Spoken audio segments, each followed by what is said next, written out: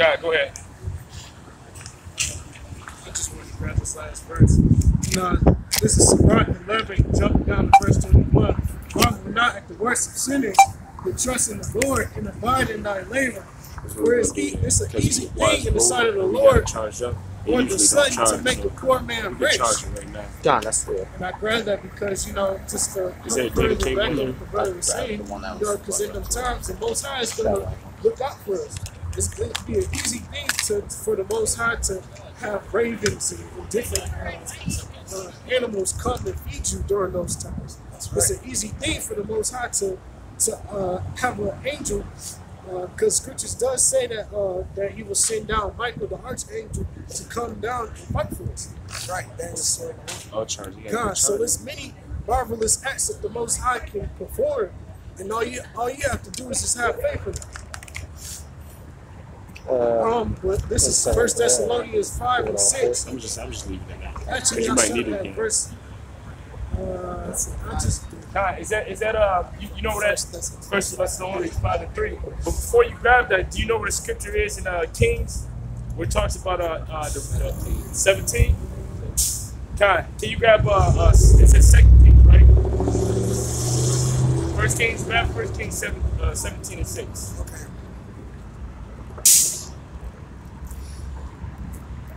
Hey man, and if you're not in the spirit of being a brother, man, or being a part of this brotherhood, what the fuck are you doing here? And because, hey, in this thing of ours, hey, we help each other out. That's right. And the brother's been over here, he's holding posts. We've been helping get scriptures, man. And that's one of the reasons why I like being around brothers. And because they brothers keep you in the spirit. You know? Go ahead. This is 1 Kings chapter 17 and verse 6. And the ravens brought him bread and flesh in the morning, and bread and flesh in the evening, and he drank of the brook. Right, you got the Apocrypha open, right? Can you grab Baal and the Dragon, 1 and 30, like 1 and 30s? Hey, we ain't worried, man. Hey, the Most High Heavenly Father, when he brought us out of the land of Egypt, all right, and we were in the wilderness, he gave us quail, he gave us water from a rock, he gave us what the Israelites call angels' food, man. He gave us manna. But more importantly, he gave us that true bread that came down from heaven. And that's Yahweh Shai, man. That's right. Hey, the scripture tells you that man live not by Matthew the 4th chapter, Bob Kashak. Can somebody get that on that? I get it. Grab that before you grab the 1 and 35. Matthew 4. God, okay, it just hit the point. Because we don't live by bread alone. So what? You may have to go a day or 2 or 3 without eating in the time of trouble, man. But that's the reason why you need these scriptures. That's the reason why you need this faith. That's the reason why you need this trust in your Yahweh Shem Yahweh Shai, man. That's right. Because you don't live by bread alone, but you live by every word that proceeded out of the mouth of the Lord, man. That's right. Go ahead. This is Matthew chapter 4 and verse 4. But he answered and said, it is written, man shall not live by bread alone, but by every word that proceedeth out of the mouth of the Most High Yahweh. That's right, man. The words of these scriptures, that's what you're supposed to live by. Every word that proceeds out of the mouth of Yahweh Shem Yahweh Shai. But man can't do that, man. That's the reason why it tells you, and then scriptures just hitting. Can you grab Sirach, the 10th chapter? I want to say it's around verse 8. Guys, go ahead. This is Sirach, chapter 10 and verse 8. Because of her righteous dealings. Go up a verse. Okay, this is Sirach, chapter 10 and verse 7. Pride is hateful before the Most High Yahweh and man, and by both doeth one commit iniquity. Go up a verse above that. Okay. Be 10 and 6. Okay, this is Sirach, chapter 10 and verse 6. Bear not hatred to thy neighbor, for every wrong and do nothing at all by injurious practices. No, that ain't it either. But okay. I can find it real quick. Oh, verse 4, maybe the power of the earth is in the hand of the Lord. No, it was verse 9. It was verse 9. Okay, God. Yeah. Salakia, Sirach, chapter 10 and verse 9. Why is earth and ashes proud? There honest man. You know, somebody that always needs somebody. You know, they can't go without having luxurious things. They can't go without having water. They can't go without having food. You know, a person like that, a person that desires riches, that desires money, that desires the best things in life. Hey, the scripture says use this world but not abusing it, man. If you lose everything you have, man, if you lose your car, if you lose your house, if you lose your woman, if you lose your children, so the fuck what, man? Hey, the scripture tells you in the book of Matthew's 19th chapter, that those things that we lost for Yahweh's sake, and we're gonna get 100-fold in the regeneration. That's man. right. Your mind shouldn't be on those things. Your mind should be on the kingdom of heaven. Because hey, me and the brother was having a talk, and I just threw the brother a quick test quiz. I asked him to break down the scripture where it says, what is it talking about when it says that your eyes should be single? Hey, the brother broke it down beautifully, man. Your eyes supposed to be single, meaning that your eyes supposed to be focused, man, on one thing, and that thing is to get the fuck up out of here, man, and to be in the kingdom of heaven. God, is there more on that? Kind. For such as one setteth his own soul to sell. He setteth his own soul to sell. So you're going to have niggas selling their soul. How are they going to sell that soul? By taking that RFID chip, man, which is the mark of the beast according to Revelations, the 13th chapter, verse 16, if they went up there and told you. We ain't worried about that, man. Why were we worried about, you know, taking the RFID chip? And because we know that Yahweh got us. That's right. We're tired of being slaves to this so-called white man, and we don't even have the RFID chip. That's right. If you take that RFID chip, that ain't nothing but you saying that I love this devil and I want this devil to reign over me forever. That's right. But before you read on, Exodus 21 and 6. Kind.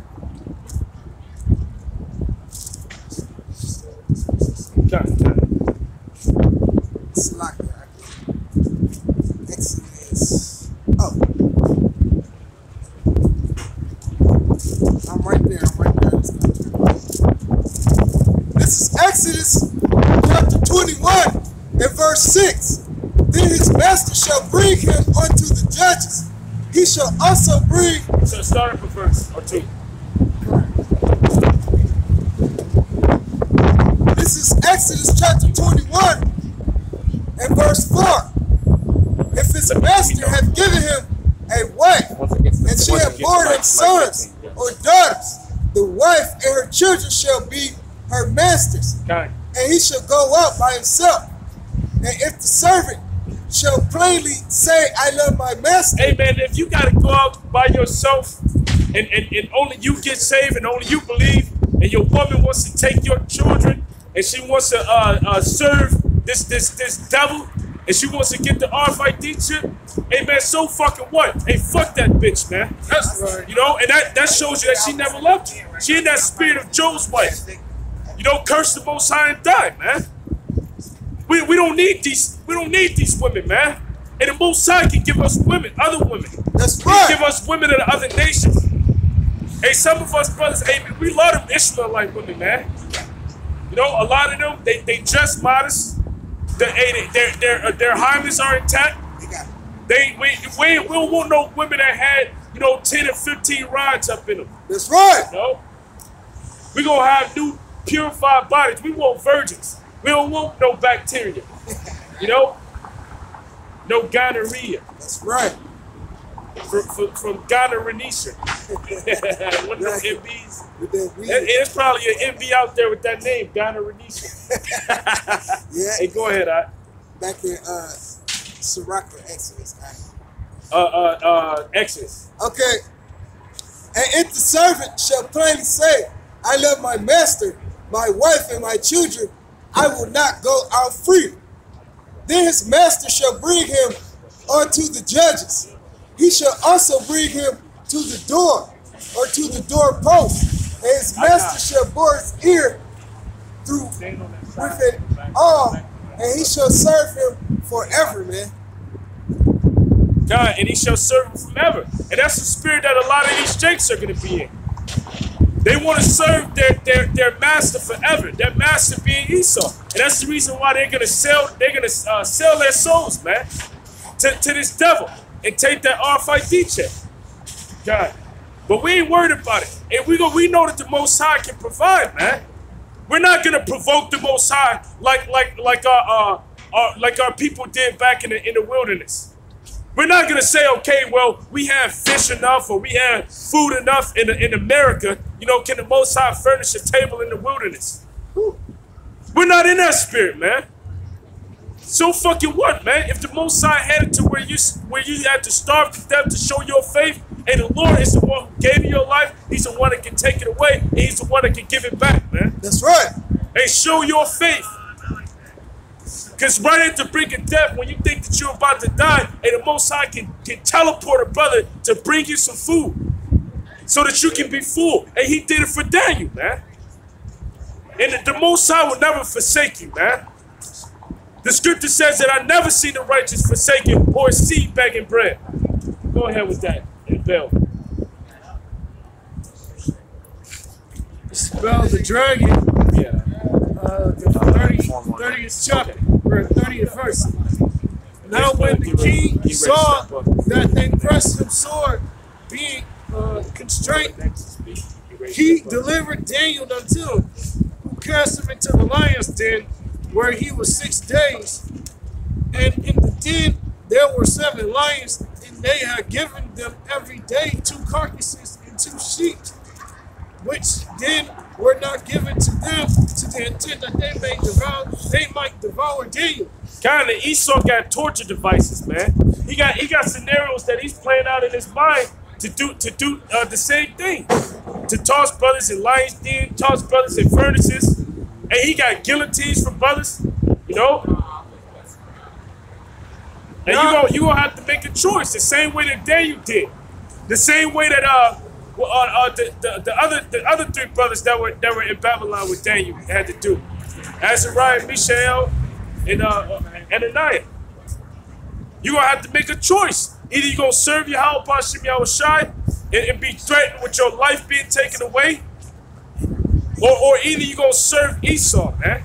Or either you're going to serve Baal. Go ahead.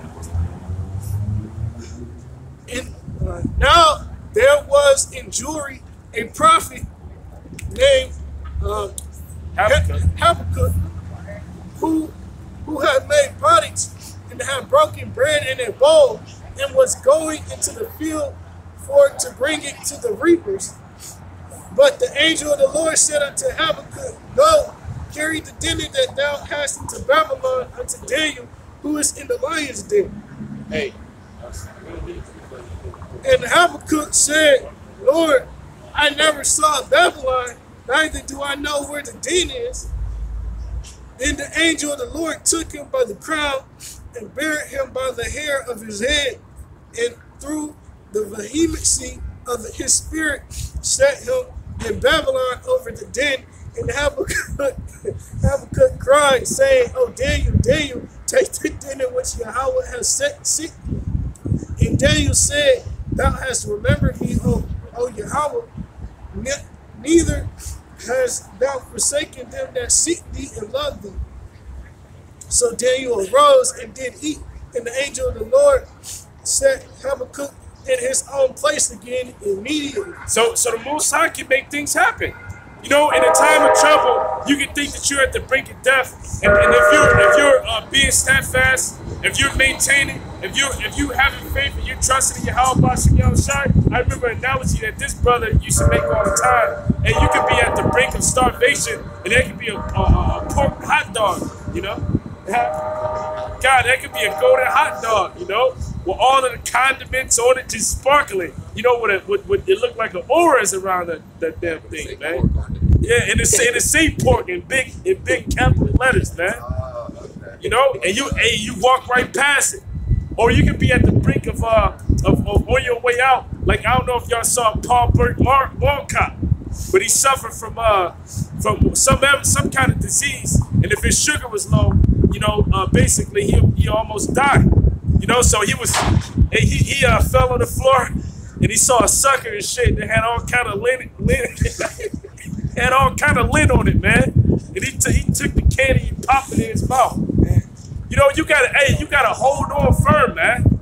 And because Yahweh Shem Yahushai, when it's time, you know, because this time that's coming, it's gonna truly test our faith, man. And the people that fail the test, and they're gonna be put to death. Go ahead.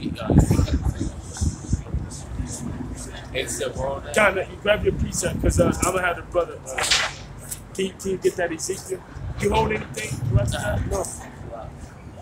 You want me to grab some? Acts 27 and 19. And the third day, we cast out our own hands, trinkets of the ship. It would neither sun nor star.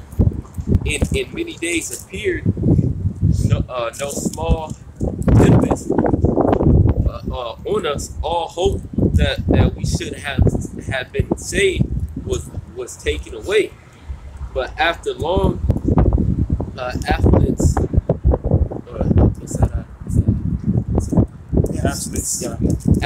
Paul stood forth in the midst of them and said, Sir, you should have hearkened unto me and not have loosed from Crete, and to have gained those harms and loss. And now I exhort you to be of good cheer, because everyone lost faith. Everyone thought they were just basically about to die on that island.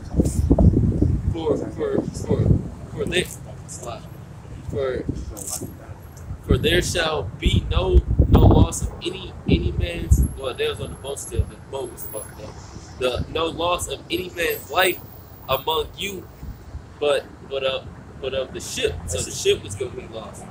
Verse 23. For there stood by me this night the angel of Yahweh,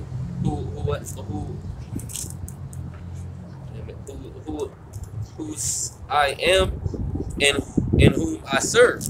And angels used to appear to Paul during certain times to comfort him, to exhort him. And that's what's going to happen in these times also. The angels are going to appear before us, and they might just tell brothers to keep going. That's what the angel told Paul, saying, Fear not, Paul, thou must be brought before Caesar, and lo, Yahweh have given thee all them that sail with thee. So Paul had comfort and faith through what the angel said, because he had faith that was a righteous angel of Yahweh Shem Yahushai, that what that angel said to him was true, saying that all those men's lives was going to be safe, and yours also, because you still have a mission to complete. And in these times, the Lord isn't just going to leave us out here like some goddamn doo-doo on the street. We're his men. We're his servants. He said we're his friends. If your friend about to get jumped by all these people, you ain't just about to stand there and watch them get jumped. You gonna help them, and the Lord gonna help us out. He gonna help us out in this situation which is about to come. I got a precept. This is Hebrews chapter 11 and verse 6, and it reads, But without faith it is impossible to please him. For he that cometh to the Most High Yahweh must believe that he is, and that he is a rewarder of them that diligently seek him, man. So right now in these times, man, we gotta have faith, man. That's that right. The Most High is gonna take care of us, man. He's the most. It's by two immutable things. It is impossible for the Most High to lie, man. Hey, he started working with that Hebrew. Just that Hebrew. Good. Oh yeah, bro. This give different examples right there. Yeah. This is Hebrews chapter 11 and verse 1.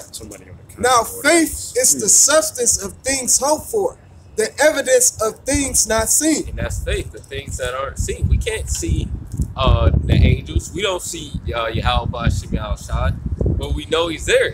What, we get a glimpse of a chariot, brothers get hyped. You see a chariot twinkling, you go, oh shit, it's a chariot. Get on, got hyped up, and it's just a chariot. It's about all the way far. All you see is different little bit colors, and you get pumped up. Oh shit, it's a chariot, it's the angel. But That's just from a little. Yeah, can prophecy. Yeah. See parts of prophecies being fulfilled. Well, that's a prophecy too. Seeing the angels. Yeah. God, because he prophecies all these different things. Because that increases your faith. Because we can't see. We haven't seen Yahushua in the flesh. We haven't seen him walking around here like these people up and down the street or on video. But we see his spirit. We see the spirit of Yahushua. You keep going. God. For by it the elders obtained a good report. Through faith we understand that the worlds were framed by the word of the Most High Yahweh. God, because the world was framed by who? Yahushua and the angels and the like. And we believe that through faith, man. Everything here was made by something that we haven't even seen yet. And people believe that air is here every day. People believe that they breathe air, but what? They can't see it. You can't see air. You can't see that's the spirit. What you So breathing? that's the You're thinking spirit. of That's the fucking spirit. God, spirit. You got it. Right. So that things which are seen were not made. What? Man, things that aren't seen were made. They made all this, man. Can you get real quick? Can you get 2 Corinthians 4 and 18? Because the Lord made all of this, man, and we can't see him. We can't see the brains in our goddamn head, and you believe there's a brain up there. We can't see the universe. We can't see the different planets and everything. We can't go out and visibly see the different moons and the things that are outside of space. We believe that they're there. God, the thing to grab that real quick. 2 Corinthians 14 and 8. 2 Corinthians 4 and 18. Because that just pumped me up, because people don't have faith in the things that aren't seen, but everything was made by them. Everything was made by the powers that you can't see, though. The powers that are in the visible realm, as you would say. But it's living color in the spirit world every day, man. We got the angels out here, even though we can't see them. You got the righteous angels around us. You got the demons walking up and down the street. And it's in the spirit world, but we still believe it, man. We can't see it, but we know it's there. You can grab that real quick. 2 Corinthians chapter 4, verse 18. Well, we look not at the things which are seen, but at the things which are not seen. For the things that are not seen are for the things that are seen are temporal, but the things which are not seen are eternal. God, so the things that aren't seen are eternal, man. Like the angels, Yahweh Shem Shai, the kingdom that he set up in the spirit world, all those things are eternal, and they're gonna come upon the earth.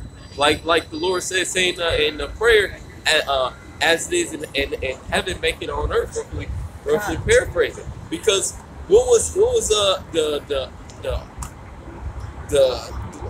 art that Moses received during the wilderness? That was the setup that it was in heaven. And the same thing, we want that now, man. And the greatness that it is in heaven and the order that it is in the spirit world, we want that on earth. Keep going. That's what God. I know you guys. Through faith, back in Hebrews chapter 11, verse 3, through faith we understand that the worlds were framed by the word of the Most High Yahweh, so that things which are seen were not made of things which do appear. By faith Abel offered unto the Most High Yahweh a more excellent sacrifice than Cain, by which he obtained witness that he was righteous, the Most High Yahweh testifying of his gifts, and by it he being dead yet speaketh. By faith Enoch was translated that he should not see death. And we're going to be just like Enoch in these times, man. Because we're through faith and believing on Yahweh Shem Shai, Lord, we'll be on that elect. We're going to be translated, which is beamed up and delivered from the destruction, man. Because Enoch pleased the Lord. He walked in righteousness in the eyes of Yahweh Shem Shai. And for him doing that, guess what? He got beamed up. He got translated. And if we continue walking in the ways of Yahweh Shem Shai, we're going to be translated. And we're going to be translated from all types of death and destruction and chaos, which is soon to come upon the earth. Because all the things which are written in the scriptures are gonna happen, man. Keep going, man. And was not found, because the Most High Yahweh had translated him. For before his translation, he had this testimony that he pleased the Most High Yahweh. God, that was basically it. Because he pleased Yahweh Bashim Yahushua. And that's what got him beat up. That's what got him translated or saved in those times. That's the same thing that's gonna get us delivered in these times, man. Doing what's pleasing in the eyes of the Lord. Doing what's right in his sight. Walking in his ways. No, you get your precept. You get a Sirach to it too. This is Matthew chapter 6. If you want to break it down. This is Matthew chapter 6, verse 9. Verse 9. After this manner, therefore pray ye, Our Father which art in heaven, hallowed be thy name, thy kingdom come, thy will be done in earth as it is in heaven. Read that again. After this manner, therefore pray ye, Our Father which art in heaven, hallowed be thy name. And right there, it starts off, man, talking about the name. The name of Yahweh Bashim Yahushua. Hallowed be thy name, which is holy, man. That right there, you're giving glory unto the name of Yahweh Bashim Yahushua as soon as you start the prayer. All you people talk about, you're not supposed to name this and that. You can call him what he wants. That's bullshit, because Yahushua said right there, as soon as the prayer starts, you're supposed to say, hallowed be thy name, man. Thy kingdom come, thy will be done in earth as it is in heaven. God, thy kingdom come, man. Let thy will be done as it is in heaven, man. Have it set up as in the orders that Moses seen in the heavens, as when Paul seen the heavens, bring that on earth. Because what in the heavens is glory, man. It's beautiful up there. It's all types of beauty and glory in the heavens, and we want that on the planet Earth, because on the Earth, what fucking you got little bits of beauty here, and in the little bits of that you get mad looking at it, because you look up at the sky, it's fucking chemtrails everywhere, or you think about something and you just think about the Earth being fucked up. The scripture says that the Most High is not the author of confusion. So there's no confusion up in the heavenly realm. That's the reason why you know that doctrine isn't true, which says that Satan rebelled against the Most High Heavenly Father. And now the Most High is doing all of these things in the earth and in heaven just to prove it to Satan, or just to fight against him. That's not how it's going, Right now, there's confusion in the earth, but the Most High is getting it in order. And it's first starting by getting this word out there, but then his son is gonna come and he's gonna bring that iron scepter, which is gonna finish the job. Everything's out. So us being the church, we gotta be in order. Everything's out of order right now. Everything's in the fucking goddamn horrible state of the earth is in the worst state that it's ever been in any time, man. The trees is fucked up, animals fucked up, and then the people were just destroyed out here. And that's why Yahweh has to come and destroy all this and set everything in order. Because what did the scripture call this place a valley of the shadow of death, man? This place is full of death and wickedness, and Yahweh has to come and correct all that. He has to come and fix it. I got this real quick. This is Job 12 and 7. But ask now the beasts, and they shall teach thee, and the fowls of the air, and they shall tell thee. And the scripture saying right there, verse 8, or speak to the earth, and it shall teach thee, and the fish of the sea shall declare unto thee. So you're supposed to look at the different things on the earth. The brother said in the article, what was it, 135 whales beached themselves. Just said fuck it. 135 whales just go say fuck it and just beach themselves, man. That's because the earth is polluted. That's not how it is set up in the heavens, man. That's not how it's set up in the spirit world. Ain't nothing beaches. Can I say something too? Because like the so-called white man who set up this system, he's so backwards because his foundation is set up order out of chaos. It's a big boom and everything just happened to be in order, you know.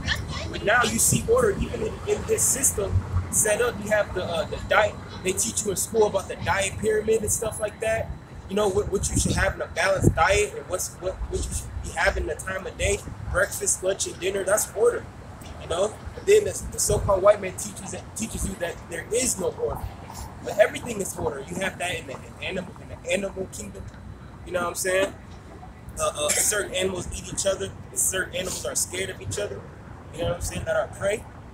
So it's all order here on the planet Earth. Yeah, like you bring out sometimes about the wolves and Yellowstone. They took away the wolves, and the whole order was fucked up because when King Second Ezra 6:1, because when the Lord established this planet, He set everything up in order. But the so-called white man, his whole MO and his whole duty is to destroy order and to bring chaos and to bring destruction and lies and deceit to the planet. Yeah, you can start with the one. God, this is 2nd Ezra chapter 6 and verse 1. And he said unto me in the beginning, when the earth was made, before the borders of the world stood, or ever the winds blew, before it thundered and lightened, or ever the foundations of paradise were laid, before the fair flowers were seen, or ever the movable powers were established, before the innumerable multitude of angels were gathered together, or ever the heights of the air were lifted up, before the measures of the firmament were named. This is all before everything was established. Yeah? It's gonna get to a point where it's gonna say that Yahweh Shemel Shai was before all that, man, and he set it all up to a certain point in the time that He made. Okay, God. Or ever the chimneys in Sion were hot, and ere the present years were sought out, and or ever the inventions of them that now sinned were turned, before they were sealed, they have gathered faith for a treasure. Yeah, you got it. Okay, God. Then did I consider these things, and they all were made through me alone and through none other. And everything was made through the guidance of Yahweh Shemel Shai. Everything, man. The foundation of the earth, the people, the air, the wind. They said before the chimneys of Zion would even turn hot. So the Lord made all that, man. He made the people, the houses, everything, man. He established all this, and then now you got the so-called white man trying to go around and destroy it, even though He set him up too. He set everything up. He set the earth up to what it's supposed to be. What the earth, the name of the planet Earth is Eden, which is paradise. That's what the earth was supposed to be. But through sin and wickedness being brought forth, it's become this desolate wasteland. This earth is a desolate wilderness at this time, man. God, yeah, because things are going naturally. Things are, even in the springtime comes, you don't naturally see things blossom. Things are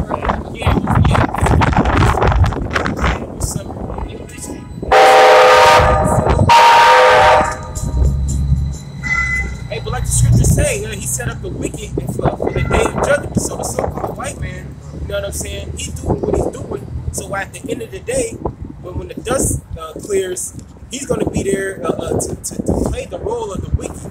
It's not that he is, you know, we sound like a broken record, but it's not that he's just a magnificent human. He's not a magnificent race, and everything about him is good and glorious. No, it's set up for a purpose for what he's doing. You know what I'm saying? It's all just a purpose. But it just so happens to be that he's being glorified right now as God. And he's the Savior, bro. That's far from reality. Keep going on that, because that's going to end. That's going to end. By me also they shall be ended, and by none other. Yep. So everything that's set up, the only time it will end is when Yahweh Shem Shah wants it to end, man. That's right. To his time and to his period, man. Not to no one else's, not to anyone else, but to the period and the timeline that Yahweh Shem Shah set up, man. Really Yahweh, to the timeline Yahweh set up. Because Yahweh Shah doesn't even know when he's gonna return and bring order to the planet Earth. Only the Heavenly Father knows these things. It's God. Then answered I and said, what shall be the parting asunder of the times? Hey, Khan, because if I might add, there's a scripture that says that that pretty much look this motherfucker.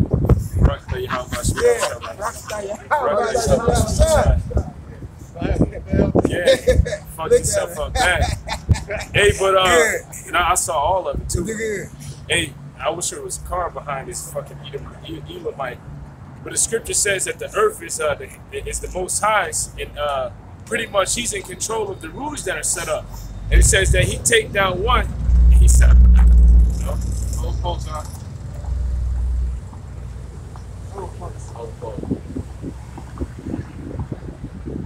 Kind. Or when shall the end of the first and the beginning of it that followeth? And he said unto me, from Abraham unto Isaac, when Jacob and Esau were born of him, Jacob's hand held first the heel of Esau. Yep, so Esau came out first. He slid in. See, and Jacob fuck him out of here, man. Kicked him out. Esau came out first. That's why Esau is in rulership right now. That's why he's in power. That's why the so-called white man is ruling right now. Because Yahweh Shem Shah set it up for this to happen. That's why it's set up. That's why the earth is the way it's in the state of the world right now. Because the Lord set it all up. The so-called white man to be in power, or Satan to be reigning through the earth. Yahweh Shem Shah has set all this up just so he can glorify his name and glorify his people at the end of the day. And that Jacob holding Esau's heel represents Esau being pulled down, man, out of his power. So continuing on in verse 9, for Esau is the end of the world. So we're at the end of the world right now. We're not. The world hasn't even started right now. We're still in the end, because the so-called white man is still in power. But when he falls, that's well shit. Let's read that. Okay, kind. And Jacob is the beginning of it that followeth. So Jacob, the nation of Israel, the rulership of Yahweh Shem Shah and Yasher Allah, that's gonna be the beginning of the world. That's why the so-called white man is going down. That's why he's falling, because our kingdom is about to be set up, man. Our kingdom is about to be established through the world, and you can see it, man. Edomite walked by, a poor Edomite. He was like asking Jake for money. Jake was like, "It's okay, it's okay." And he told him to keep going. You see that? He's like, "It's okay." And he told him to keep going. Jake was going to buy some damn liquor with his Nike bag and shit. That's right. That Jake is not. They're still in the low nigga state, but they trying to come out of it. But really, the words of Yahweh Shem Shah are being brought to the forefront. That's what's waking our people up. That's what's rising us up as a nation. Coming back to the reality that we're the children of Yahweh Shem Shah. Yeah, because you got jakes that are in different countries and things like that. Because the scriptures say that this word is going to be preached throughout the whole world before Yahweh Shai comes back. And there's jakes, lowly jakes in different countries who got it worse than us. They hear the word, and then it's possible for them to wake up. You know what I'm saying? But they're on a real low, you know what I'm saying, low level. And financially and things like that, once they get the word, it's going to renew them. It's going to juice them back up. Yeah. You know what I'm saying? That's what's so beautiful about it. Because once you hear that, once you hear the word for the first time, it's nothing like it. Then you get energized and you want to tell everybody. That's right, brother. This is First Maccabees chapter 1, verse 1. And it happened after that Alexander, son of Philip, the Macedonian, who came out of the land of Shittim, had smitten Darius, king of Persia, and Medes, and he reigned in his stead the first over Greece, and made many wars, and won many strongholds, and slew the kings of the earth. And don't this sound like somebody that we know today? That everywhere he goes, it's murder, death, chicken pox blankets, infested, SARS, AIDS, anywhere he can go, that's where he's spreading. And made many wars, and won many strongholds, and slew the kings of the earth, and went through to the ends of the earth, and took spoils of many nations. And who else does that? The proud man that doesn't keep at home. He sees something over here. He's like, let's go get some natural resources over there. Just because they don't got natural resources, good for shit in those fucking cave dwelling, shelters they was living at. They want to go and take anything they can from anybody else. That's right. And went to the ends of the earth and took spoils of many nations, insomuch that the earth was quiet before him, whereupon he was exalted, and he exalts himself as the eagle specifically, right. And his heart was lifted up.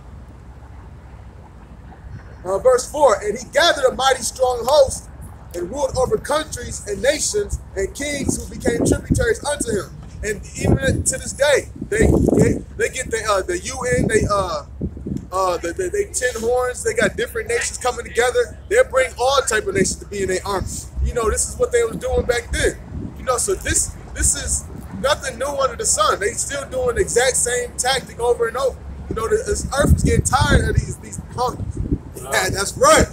I've been tired of it. Yeah, it tells you in Romans the 8th chapter. I want to say verse 20. The creation groaneth. Waiting for the expectation of the sons of the Most High. Hey, the scripture tells you, Isaiah the 14th chapter, that when this devil is taken down, that even the trees is going to rejoice, man. That no fellow cometh up against him, because that's all this man does. He goes and chop down forests, build up cities that he doesn't even need, man. This devil ain't doing nothing but destroying this world. So, the brother he's right on that statement that he made. The earth is going to rejoice, and everybody in it, even animals. Well, I had a precept to what you just said. This is Revelation chapter 6, starting with verse 3. And when he had opened the second seal, I heard the second beast say, come and see. And there went out another horse that was red, and power was given to him that sat thereon to take peace from the earth, and that they should kill one another, and there was given unto him a great sword. I'll read that last part. Verse 4, and there went out another horse that was red, and power was given to him that sat thereon to take peace from the earth, and that they should kill one another, and there was given unto him a great sword. That's brother from Genesis 27, I think, verse 48. But so-called white man, death and destruction, this is how he's going to conquer the earth. It's by killing, raping, robbing, murdering, because he took peace from the earth where it's not as, because in the Maccabees it said, when they came into rule, evils were multiplied in the earth. And they made sure that they did all types of forms of wickedness. So it's this is Honky that's responsible for that. That's right. Let's see if I can find it. I got it. Got it. You're talking about Esau's blessing. Yeah. From his father. Yeah. This is I know what I'm saying. This is Genesis. Well, let me take my hood off. This is Genesis chapter 27. And verse, where would you like me to start?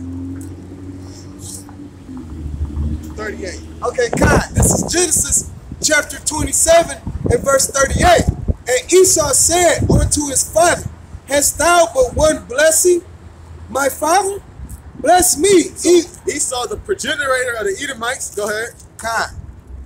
So I care about that. Even me also, O my father. And Esau lifted up his voice and wept. Now, he was asking for Isaac, his father, because Isaac is the forefather of both Jacob and Esau. Go ahead. God. And Isaac his father answered and said unto him, Behold, thy dwelling shall be the fatness of the earth, and of the dew of the heaven from above. And by the sword shalt thou live, and shalt serve thy brother. And it shall come to pass, when thou shalt have the dominion, that thou shalt break his yoke from off thy neck. Right, so his dwelling should be the fatness of the earth. And also, the scripture says, we just read that by the sword shall he live. And that's how you see they do all this killing and murdering and raping and robbing. And like one of the brothers brought out recently, you know, it was Esau that was one of the first to go to war with handguns, while everybody else had, you know, sticks, stones, spears, elephants, stuff like that. So now they can go and shoot somebody from afar, a long distance. You know, so this is his blessing, his sword that he's been blessed with. I was just gonna say real quick, shalom to the brother, GMS News of Moth. He said shalom. Shalom. Yeah, That's a okay. Tell his brother, you know, shalom. he said Esau's a madman. Hey, he also says that Esau is still living by that same sword, same thing that the Ak is bringing out. Yeah, that sword was well, like you said, to take peace from the earth. That's why the sword was given, and he got the fatness of the land. We was driving. I remember that one day I was taking you home. We was driving in Grosse Pointe, right by the what's that? Fucking Lake Shore. Yes, fucking Esau got the fatness of the land, man. That's how you know the prophecies are true, man. That's how the so-called. That's how you know the so-called white man is the one in rulership, man. That's how you know he's Esau Edom. Because when you look at the state of the world, who's ruling? Who's the one in power? Who's the one changing the way people look? Who's the one who's saying we're not the Israelite? Who's the one in our holy land right now? The so-called white man. That's the one who's doing all this wickedness to the planet Earth. He's the one who's doing it. No one else. Ishmael ain't got the power to be doing the shit that Esau's doing. Eli most definitely don't. Eli ain't over there. You got some people that'll say, okay, well, Ishmael is the Edomites because they got the Saudi Arabian flag has two swords on it, man. So what? That's simplicity right there, man. Because the Saudi Arabians aren't the ones that are in control of the finances of the world, right? I don't see. They're not using Saudi Arabian currency to purchase oil. I mean, the Saudi Arabians are the ones that they're buying the oil from, you know. But hey, Esau is the one that's ruling over this world by the sword, which is the so-called white man. Right. I've never seen that. Like Edomites too. God, especially like the high ranking ones. A lot of them are Edomites as well. You ever seen that Saudi Arabian Caesar Borgia? What is it? The majority of the time, it's Caesar, man, the so-called white man. That's how you know who's in power. That's why it says that in Joel. Well, I'll get it. This is God, hey, and I don't see an influx of people dying because they killing Saudi Arabians, man. When you kill one Saudi Arabian, like that curse that's upon Esau, and you kill one, 7 of you die, man. Yeah. Also, Saudi Arabians or Ishmaelites not known for having one of the best militaries in the earth. You know, they're not known for that. You know what? Hey, that's the reason why America got involved with Saudi Arabia. That's how the petrodollar was formed. You had a war that was being fought between the Israelis, which I think it was a fake war. I don't think it was real. But there was supposedly a war that was being fought between Israel and the Saudis, which they call it the Yom Kippur War. Which Yom Kippur is, I believe that's the Day of Atonement or something. They were supposed to be fasting, and there was a war that broke out around that time. And America stepped in and intervened for them backing the Saudi oil fields and also giving the Saudis weapons, you know, to also protect themselves. In return, they allowed the American dollar to be what was used to purchase oil around the world, man, or that oil from the Saudis. That shows you power. The main currency is so-called white man on it anyway. God. That's who's on the scripture, man. The so-called white man, Dan Edomites. That's another way you can see who's in power. If you can't see that the so-called white man is Esau, Edom, you're just a dumbass. Really, you're stupid. Because it's simple, man. When you go into history, different accounts with the so-called white man, you see that he has to be Esau. He has to be that the one that the scripture talked about being the harbinger of death, the one who all he brings is destruction, the Order of wickedness. yeah, God. Can I ask something? The minister of death. And Saudi Arabia, they buy weapons from Dick Cheney's company, Halliburton. Halliburton don't buy weapons from Saudi Arabia, so that's more proof. Like all your new tanks, from that just goes to show you that the Edomites are that's their blessing, man. That's Halliburton is controlled and ran by Dick Cheney and the rest of these Edomite elites, man. And that's how I go. Hey, also on that same U.S. dollar, the back of the $1 bill, you got an eagle on it, and in the eagle's, claws, it's got arrows, and then it's got an olive branch. And the olive branch, olive branch always signal peace. And he's the one that takes peace away from the earth.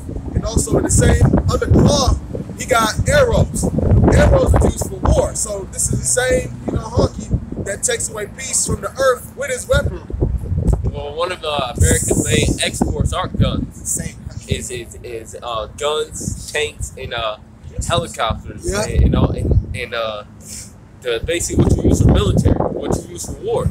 That's their main export is fucking guns and GMO foods. Well, Trump just signed a little treaty with Saudi, I think it was Saudi Arabia recently, and they just sold them some more missiles and guns and just because protect that oil. Yeah, and put something about they was gonna fund for structure over here or something like that. They really get deep into it, but that just more proof. They're trying to take that dollar bill, man, which is going to eventually collapse.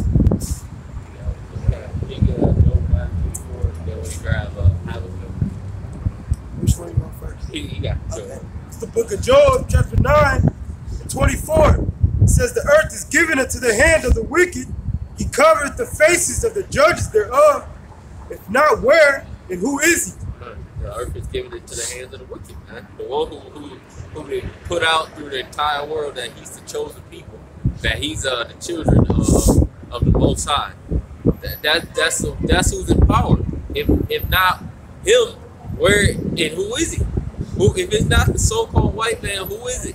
Who's the one in rulership? Who's the one who changed the faces of the one that everyone knows as God and that's the world called ignorantly Jesus Christ? Who is it? Last time I checked, is Caesar Borgia on there, and you got a picture of on Most High Edomite touching Adam. What's that picture? Where the Most High is touching Adam's finger or something? Yeah, too. And like this and shit. Michelangelo and Leonardo da Vinci painted that. Yeah. Bullshit. That's who's in power, man. That's who's in rulership. The so-called white man. It's not no Arabs. It's not no Moabites, no Ishmaelites. None of them. It's the so-called white man, Esau, Edom. He's the one in rulership. He's the one ruling the planet Earth through death, robbery, rape, and destruction. That's how he's ruling. And it's not for through justice and liberty for all. It's through killing through the sword. Can I say something? The white man's righteousness is wickedness. So he's in the state that he's supposed to be in. The damn devil is about to collapse his own currency to make to implode his whole government, so he can become try to become single himself out to be basically the god of the whole world, so he can put a chip in. That's what he's doing. He's lining this all up so he can make his interest as basically king of this world, man. King of the galaxy. That's why he's out there in another country. I mean, out in outer space. He wants to set his stake out there, but he can't get past certain parts of outer space. So that's why the Most High said he's gonna have to bring him down in a certain time. So the sword that he has, all that's gonna come against him. But the brothers bring it out how he would give like brother, like he said, up in Halliburton, Dick Cheney's company, selling his own weapons to his basically his enemies. So his enemies gonna use the same thing that he has against him. So this, not alone that this damn devil was, he's wise in his own wickedness, but he's also stupid in the same breath. You know, you that he's that dude that he's Linus. Every time Lucy would Charlie Brown would Charlie, that's what he is. He falls for the shit. And that's what niggas, they fall for the same thing every time. That T, he put the ball on the T, he pull that shit away every time. You miss that. You know, you missing the mark. The so-called white man is going to have to pay for all the things that he did. It's just, hey, he said, the Most High said the sins reached unto heaven. His sins reached unto heaven, which means, hey, the Most High's been watching. I mean, that's so much. So in due time, everything is going to collapse. Hey, it's about to be a lot of violence that happened in America. A lot of shooting and a lot of killing and a lot of death. And it's going to be white people against white people, man. That's right. So look for that day, man, that is all to come. Because we are waiting and hoping and praying for this day to come, man, soon. We can see it. Can you? You know? Hey, that's why we are here with fear. We stand out on the highways and byways fearing the Lord. Where everybody else going on with their day, not even having their mindset on what's to come. That basically keeping your mind on your how about shooting your shot. That's all I got to say. And everybody keep you got something to say? No, they were protesting down here for that gun violence. Shit. That's just to take guns away. That's to take guns away. And as soon as they take guns away, you know, it ain't gonna be no. They're doing it so that they can easily come through and take things over, man. Then we just speak about Linus. I mean, Charlie Brown always falling for they falling for the same shit all the time. They keep Lucy take the damn ball. They falling so they can take those guns away. They can take them guns away. Shit. Hey, one rifle ain't gonna do nothing when they come out with those futuristic weapons. All right, go ahead, bro. The scripture tells you in Isaiah the 19th chapter, it says that I would turn the Egyptians against the Egyptians. Right. You know, so it's about to be a lot of people fighting against each other. You think that Civil War was something when you had the North and the South fighting against each other? That ain't nothing compared to what the spirit of the Most High is about to put on these people here, man. They're about to be killing each other in great numbers. That's right. You know, there's gonna be neighbors against neighbors. It's gonna be whites against whites, whites against blacks, Hispanics. The spirit of these people is about to be changed, man. And you just had there was an article that came out.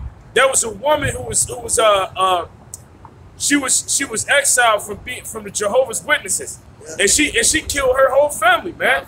She killed her husband. She killed their two kids. I think she had a 26-year-old son, a 24-year-old daughter, and then she killed herself, man. And the scripture tells you that the love of many is waxing cold, and the Most High is putting that spirit on people to do that. So you're gonna see more school shootings. You're gonna see more church shootings.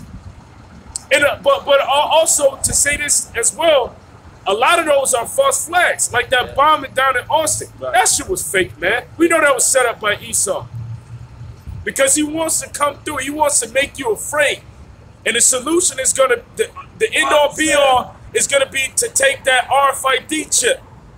You know, hey, Esau can flip it to where he says, okay, if you don't want to let your guns go, then basically you're declaring war against the U.S. And that'll be his reason to come through, you know, and to mow you down like grass, man. Just one quick thing. You know how this how we know this how we know this how we know some bullshit ever since I was in high school and these brothers been in high school and middle school and things. Niggas been shooting niggas all the time. All of a sudden, when they go into their community, we all the time. Hey, it's been bad times in my high school. People be getting killed. I'm talking about bad times, man. Weeks and gangs and everything, and nobody said nothing. Just another shooting. But all of a sudden, in their community, it's become terrorist attack, a great atrocity. Oh, he had a bad life. What it was, I noticed what they were saying. He had a half black brother. Yeah. So that's how he had a bad life. He was a trailer trash. You know what I mean? And his brother rode up to the school. I guess yesterday, or day before yesterday, and the police came. His brother was just standing there at the school outside, man. So, hey, look, man, this is like 2 days ago. The guy's down there in Florida, and he got in jail for shooting on his face when his brother came out. His brother was a half black dude, not half black, but the brother was an Israelite, basically. You know, so the whole thing about this whole situation, man. It was going on in our community for years. There wasn't nothing spoken about it. You know, so now we know. Now it's all this a big uproar. You know, and that's to get guns. That's to take away these guns from the nations, man. You know, and I mean to get them. So just to have less guns, it don't mean anything. Because in due time, you know, they like he said, he gonna be in the mountains. They got mountains full of guns and ranges. And they shooting. And they eating each other up there and everything, you know what I mean? So they got body parts they about to snack on, you know? They about to snack on. Snack on. Hey, you know, Esau don't want to give up. You know, these Edomites, they ain't gonna want to give up their gun. That's the Edomites coming up to Edomites talking about you taking my guns away. We ain't having that shit. A lot of them, that's why it's gonna be. That's what they want, though. They want chaos. They want that chaos. They want that confrontation. They want that resistance because they want to have a justified reason for doing it. They don't want to just come in and just kill their people, man. But they're gonna do it. God's gonna supersede your cowards. Hey, what's going on, brother? How you doing? God's gonna supersede everything. Get I think. Hey, get on the camera. Hold on. Salaki, Aki. 19. Man, stay, shut up, man. Hey, we rebuke you. Hey, Yahweh, Bahasham, Yahweh, Shalom, Rayam, Wa, Anashim, Wa, Mashvayim, Wa, Haragim, Il Adah, Il Adah, Il Adah, Il Adah. That's fucking demon. That's Satan. Bro, that's Satan, bro. That's Satan. We got demons on us. Hey. He doing his just due, man. I Gair Kashatan. Yeah, get out of here. Bro. Hey, we ain't got time. In the name of Yahweh Bashim Yahushua, get out of here. That's right. That's right. There's power in that name, man. That's right. There's power. It's a power in the name of Yahweh Bashim Yahushua. That's right. That's right. Hey, y'all, that demon over here playing around. Shit, man. Brother got pissed off at him, man. Like, get the fuck up the street. Hey, man, that's the power of Yahweh Bashim Yahushua. That's through the power of his name. That's why I started. You can't even. That demon started turning, man. And you see, hey, that's a sign, man, that manifests itself in you brothers' eyes. You know that are out there that don't really have trust in the name of Yahweh Bashim Yahushua. That's how you know Bishop Nathaniel of IUIC is a goddamn fool, man. You see, that's a witness to you brothers, man. There's power in that name, man. In those names. Yeah, where's that? If you can. Brother said demons out of pop lock. Hey, the demons are there. You can't replicate those moves that he just did, bro. That was straight demon. You can't do that. You can't do what he did. His body like twisted. You can't get it. Man, that's the spirit of Yahweh. Brother pointed out, I was just like that demon on Men in Black when he did that. Yeah. Hell yeah. He motherfucker started short circuiting and shit. Maybe it's Luke 10. But it says it's the scripture because that's the name of Yahweh Bashim Yahushua. That demon. He don't even know we was here no more.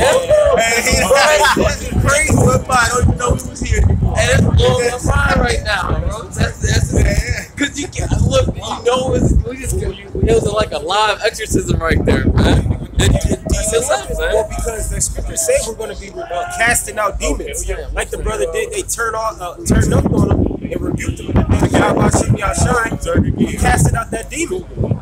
Okay? And hey, when we get the spiritual power, we're going to be doing that at a high level. serpents and tread on serpents. Because Yahushua gave us authority over these demons, man. So you gotta have authority against these demons, man. I was thinking about that this morning at work. Goddamn demon was throwing boxes at me and shit. Yeah, I was at work, fucking boxes kept falling.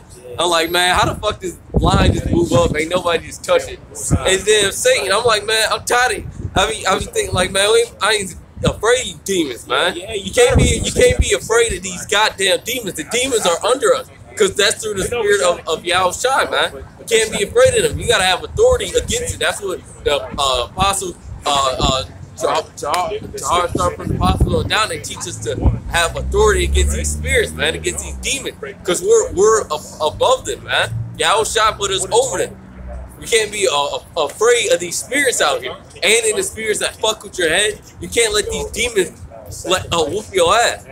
I was gonna do a video on that. You can't let these demons get to you, man, because these demons are under us through the spirit of Yahushua, the spirit of Yahushua, and that just exhorting you, man. That you can't copy that. You can't copy what he just did right there. You can't make those moves that he just did. That was all through the spirit of Yahushua.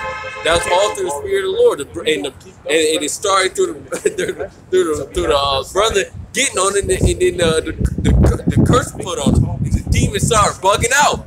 He started freaking. Brother put Luke 10 and 20. That's what it is. That's the spirit. Can't rejoice at the powers of such. Yeah, that's the spirit. Ain't the water. That's what we were looking for the whole time. God, that's the spirit, man. The water, because I love that scripture, man. One time, me and the brother was doing a video. I had some demon fucking with me the whole week in my head, and we was doing a video, and it was about rebuking demons and everything. And then out of nowhere, the fucking front door opened. The fucking front door, and the brother said something through the spirit. He said that was the demon leaving, and it was through the spirit, man. I was driving back to my mom's crib. I was thinking, yeah, the demon just fucking walked out. Goddamn demon just really left because the door was closed. It was an actual demon. The Lord told him to leave, man. Let him grab that. Yeah, grab that. Because that's a heavy scripture. Because you gotta believe that. You gotta believe that through Yahushua, we have the power to tread on serpents, man. We have that power, man. And that was power, man. That was the power of Yahweh by Hashem Yahushua. Through that name, man. That was all through the name of Yahweh Hashem Yahushua. And that's how we're gonna get out of here, man. By calling upon him, man. Calling upon our power, Yahweh by Hashem Yahushua. Not Caesar, not Jesus, not Buddha, not Christian, not all that other bullshit that the so-called white man and these other nations that lied to our people about, but calling upon Yahweh by Hashem Yahushua. Get that. God, this is St. Luke, chapter 10 and verse 20. Notwithstanding, in this rejoice not, that the spirits are subject unto you, but rather rejoice because your names are written in heaven. God, that's testimony. The Lord will we be those men that our names be written in heaven, man. That elect that in the book of life, as the scripture says. But start up a little bit more. Start at like 18, because they came back. Okay, they're exercising demons that came back. They're all happy. Oh, I can start at 16. Okay, God. This is St. Luke, chapter 10 and verse 16. He that heareth you, heareth me, and he that despiseth you, despiseth me, and he that despiseth me, despiseth him that sent me. And the 70 returned again with joy, saying, Lord, even the devils are subject unto us through thy name. And you gotta imagine, you gotta think they probably all 70 was probably cheesing a little bit. It's like, hey, Yahushua, you know, cast us demons through thy name. They was all happy. They was rejoicing. They was geeked up. They was in the spirit like, yeah, this is oh man, we cast out demons through the name of the Lord. They was geeked up. Yeah, like you just said, build their faith though. That's why they was geeked, because it exhorted them in the spirit. They're like, hell yeah, we just cast out a demon in the name of the Lord. That because it shows that power in the name. You got it, huh? God. And he said unto them, I beheld Satan as lightning fall from heaven. And that's talking about you damn so-called white people, man. That's right. And when lightning hits, man, it's fucking quick. That's how you so-called white people about to fall out of power, man. That's right. Quick, fast, and loud. And that bang is gonna be when y'all get hit with the nukes, man. And the women going into our hair. Damn. That's right. Like the brother just said, man. They probably want the damn blunt smell that you walk by that shit. Behold, I give unto you power to tread on serpents and scorpions. And who said that? Yahweh Shai, man. He gave us power, man. We had can you get what's that? 2 Timothy 1:7. We have power through the name of Yahweh B'Shem Yahweh Shai. That's where our power is. Our power isn't through ourselves, man. We can't save ourselves. We're fucking word. But through Yahweh B'Shem Yahweh Shai, we have hope and we have power. We have faith. That's where everything lies, man. In the names of Yahweh B'Shem Yahweh Shai, B'Shem Kodash, man. That's right. You got that? Can you grab that real quick? This is the book of 2 Timothy 1:7. It says, for the Most High has not given us the spirit of fear, but of power and of love and of a sound mind. God said of power and of love and of a sound mind. And where does the power rely? In those names, man. In the names of Yahweh B'Shem Yahweh Shai. And that's where we have power. That's where we have sound mind. That's where we have love. Through it all together in the name of Yahweh B'Shem Yahweh Shai, man. This is verse 8. It says, be not thou therefore ashamed of the testimony of our Lord, nor of me, his prisoner, but be thou partaker of the afflictions of the gospel according to the power of the Most High. And if I may add, because what is a part of our affliction, okay? Having demons attack our mind. You know what I'm saying? That's a part of our affliction. So what do? How do we cast them off? Just calling in the name of Yahweh B'Shem Yahweh Shai. Sincerely. No, but that's what we have to do. Sincerely, we have to mean it. And that's when it says, resist the devil, and he shall flee. You know what I'm saying? That's right. That's the part of this walk. We're going to have demons that go to have you think thoughts that are going against the right way that you already know. Are you supposed to give into them the demons that's talking to you, tormenting you? No, you do what you have to do. You either have to fast, you have to read, you have to be around brothers, especially now. Did that bitch? Yeah, no, but that we're in the partakers of the body of Yahweh B'Shem Yahweh Shai, so of course demons are gonna attack us. Kinda. We were watching a video of what do they call it? What was that? Sleep paralysis about. Top 25 stories of sleep paralysis. Yeah, those are just all different demons and people. That's fucking. But that's weird. What the fuck was I saying? About the demon, because people had different experience with demons attacking them, demons standing in their corner, and what they can't do anything. They don't have a name. They don't have the name of Yahweh B'Shem Yahweh Shai. Can I make a mention of something?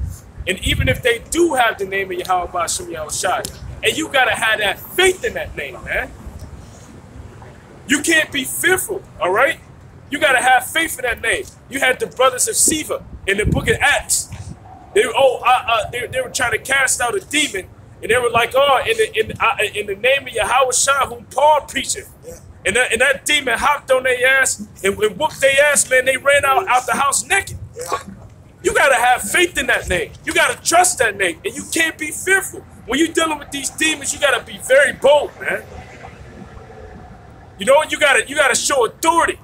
You know, because there's power in that name, Yahweh, in Yahweh Shai, and you just witnessed it, man.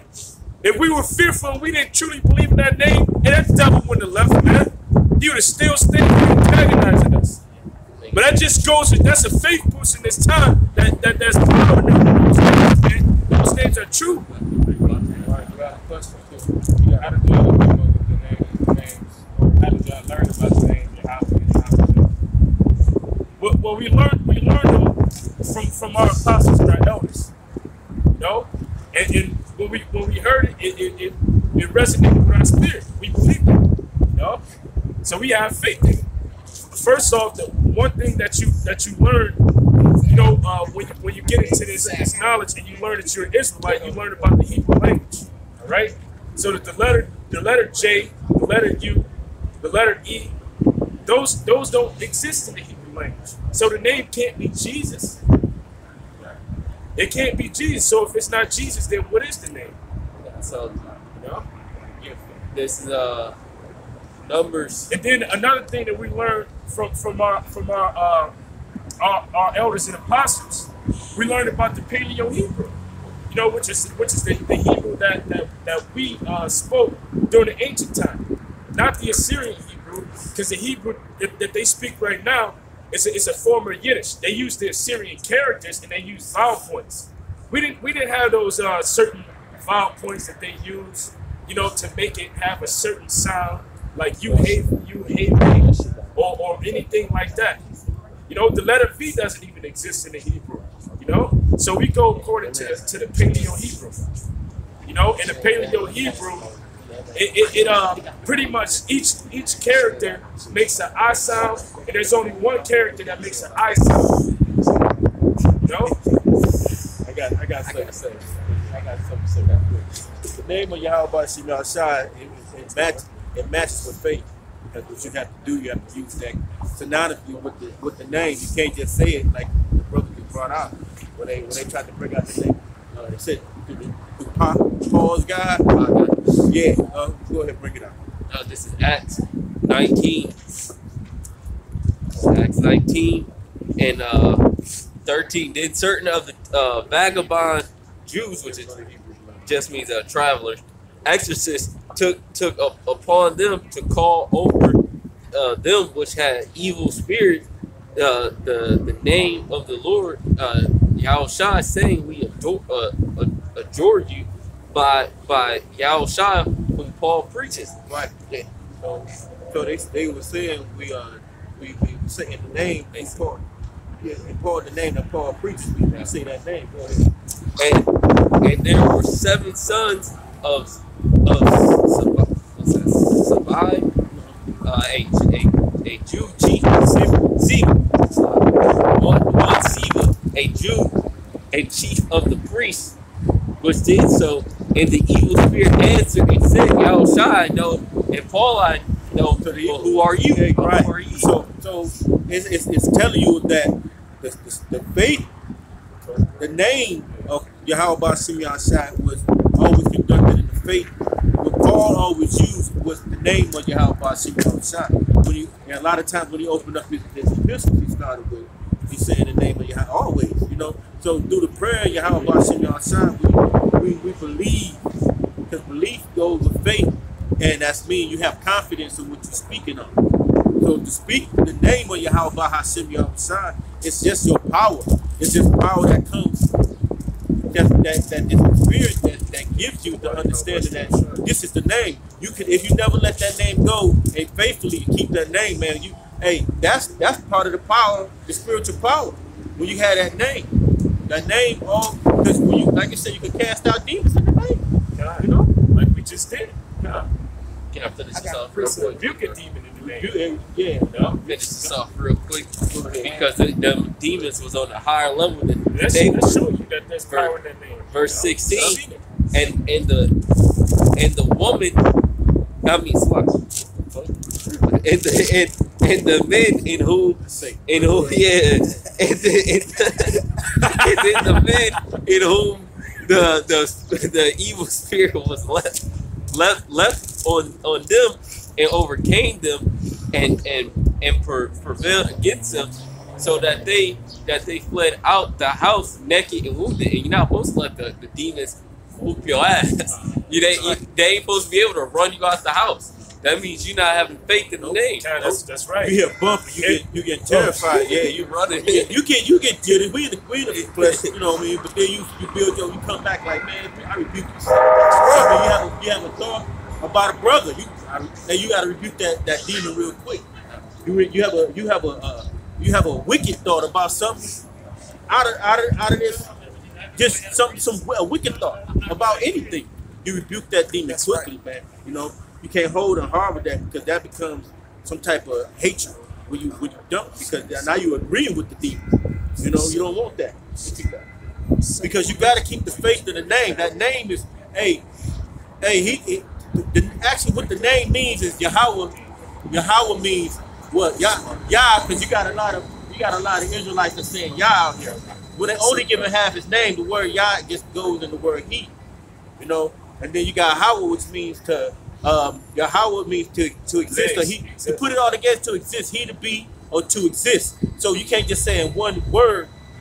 Because if you break down the word in the text, we don't say the characters of it. It's only that hanging thing. That's all you say. You say Yah. You hold it up like that. Yeah, that's me. So, but the characters is four characters for his name. So if you say Yah, you're only giving that one hanging the Yah character. That's it. But you got to put the rest of the characters with it, which brings out the whole name. That means four, but that's only one you bringing out, which means he exists, and that means you believe he exists.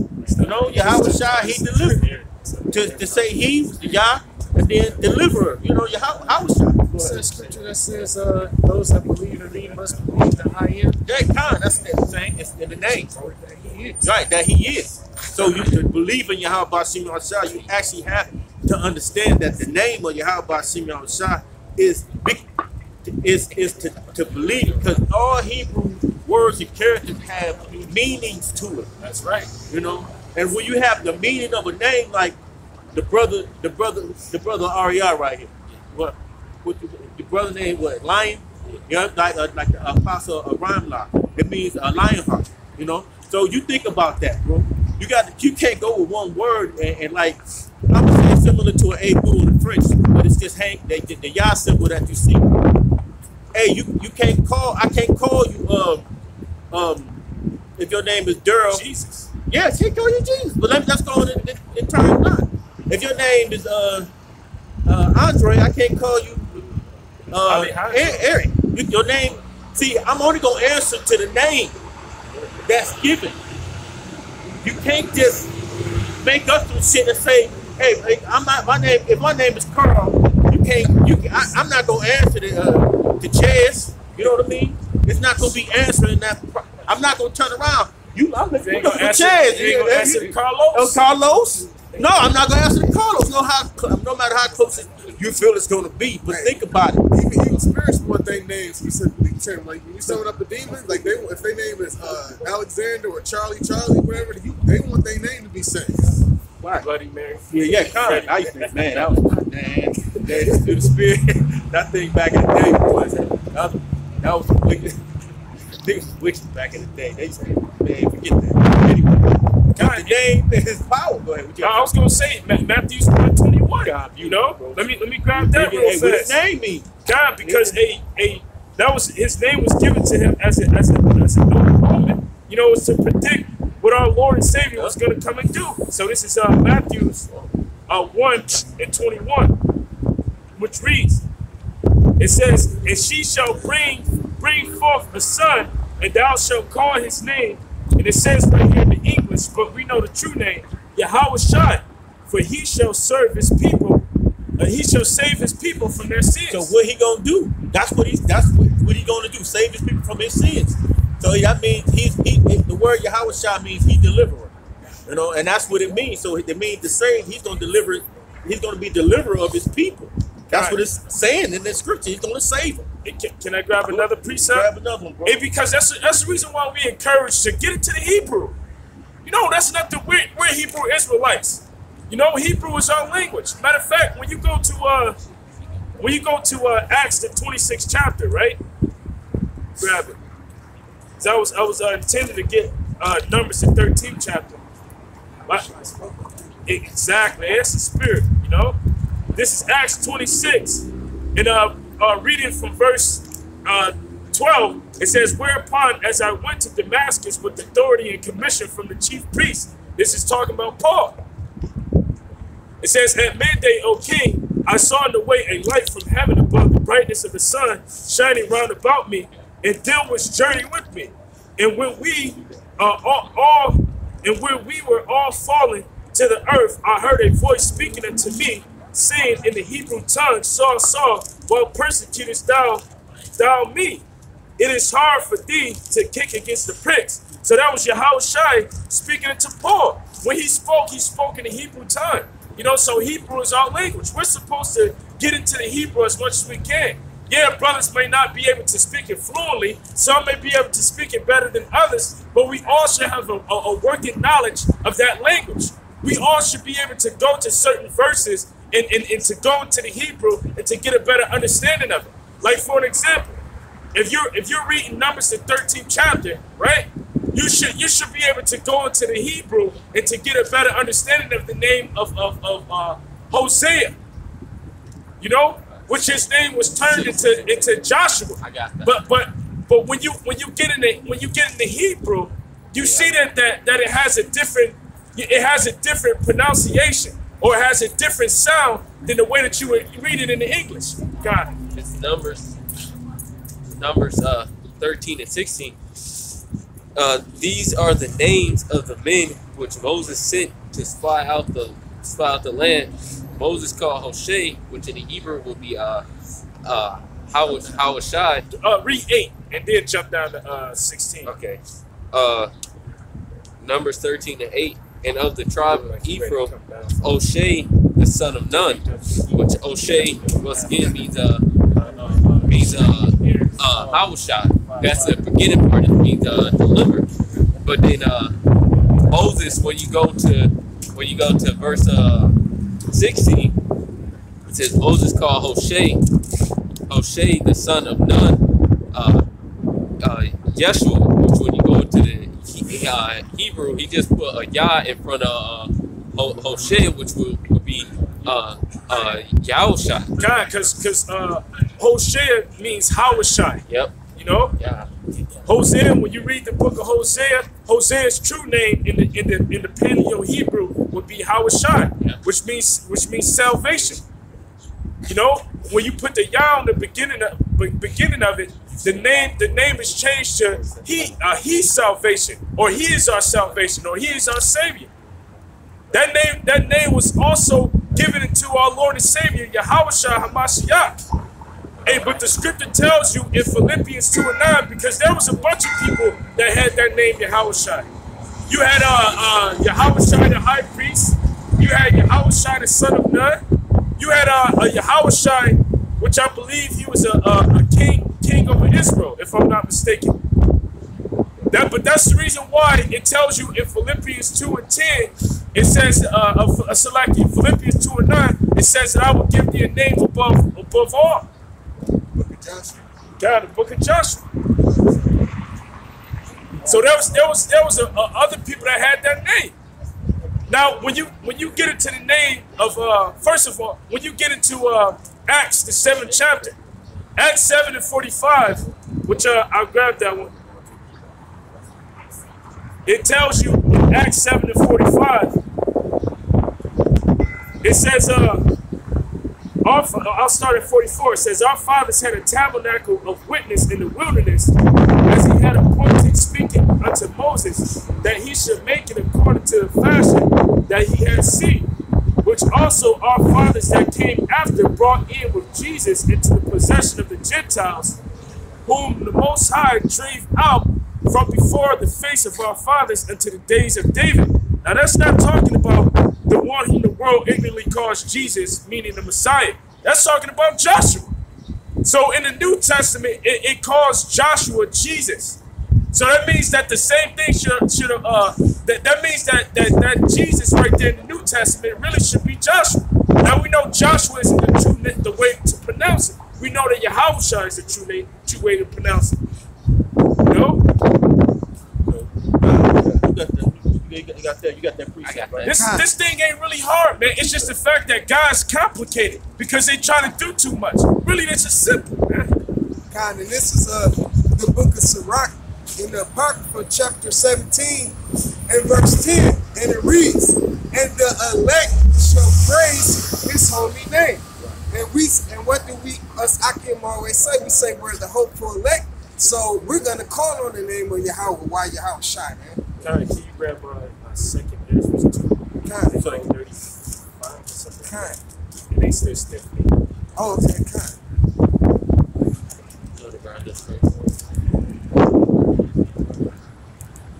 Okay, this is second Esdras, chapter 2, and I'm gonna start at 43. I mean, Salakias. Second Esdras chapter 2 and verse 42. I, Esdras, saw upon the Mount Sion a great people, whom I could not number, and they all praised the Lord with songs. And in the midst of them there was a young man of a high stature, taller than all the rest, and upon every one of their heads he set crowns, and was more exalted, which I marveled at greatly. So I asked the angel and said, Sir, what are these? And he answered and said unto me, These be they that have put off the mortal clothing and put on the immortal, and have confessed the name of the Most High Yahweh. Now are they crowned and receive promise. So God, those men, those elect men, profess the name of Yahweh. Yahweh and Yahweh Shai. God, that's right. That's right, bro. We're professing the name of Yahweh and the name of Yahweh Shai. And because you can't get through Yahweh, you can't get to Yahweh but through Yahweh Shai. And he's the doorway, man. So you gotta believe and find him. And it tells you in Acts 4:12 that there's none other name under heaven that is given unto men, you know, that where men shall be saved. It's like I'll grab it for one of you authors to break it down.